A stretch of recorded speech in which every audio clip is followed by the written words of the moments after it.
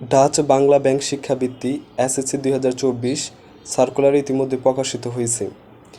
যারা এই বৃত্তিটি পাবেন তারা এইচএসসিতে 2 বছর প্রতি মাসে 2500 টাকা করে বৃত্তি পাবেন এবং এই বৃত্তিটা আপনারা প্রথম বর্ষ এবং দ্বিতীয় বর্ষ মোট 24 মাস পাবেন এবং তারা প্রথম বর্ষে পাঠ্য উপকরণ কেনার জন্য 2500 টাকা দেবে এবং পোশাক কেনার জন্য 1000 টাকা দেবে। আবার দ্বিতীয় বর্ষে পাঠ্য উপকরণ কেনার জন্য 2500 টাকা দেবে এবং পোশাক কেনার জন্য 1000 টাকা দেবে। মোট আপনাকে ডাচ বাংলা ব্যাংক বৃত্তিতে ৬৭,০০০ টাকা প্রদান করবে একজন শিক্ষার্থীকে। এই আবেদনটি আপনি করতে পারবেন ডাচ বাংলা ব্যাংক এর যে সার্ভারটি আছে তার মাধ্যমে। আর আবেদনের সময় লাগবে 1 কপি শিক্ষার্থীর 1 কপি পাসপোর্ট সাইজের ছবি স্ক্যান করে আপলোড দিতে হবে এবং অভিভাবক পিতামাতার 1 কপি পাসপোর্ট সাইজের ছবি স্ক্যান করে আপলোড দিতে হবে।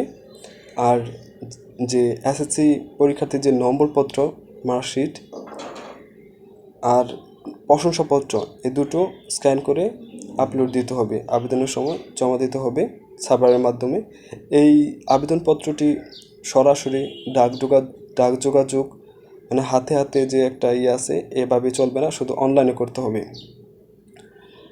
আর আবেদনটি চলবে 14 মে থেকে 8 জুন 2024 সাল পর্যন্ত এবং এই যে যারা আবেদন করবে তাদের প্রাইমারি রেজাল্ট প্রকাশ করবে 12 জুন 2024 এবং যারা প্রাইমারি আবেদনে সিলেক্ট হবেন তাদের সিলেকশন লেটার এবং প্রয়োজনীয় ডকুমেন্ট সহ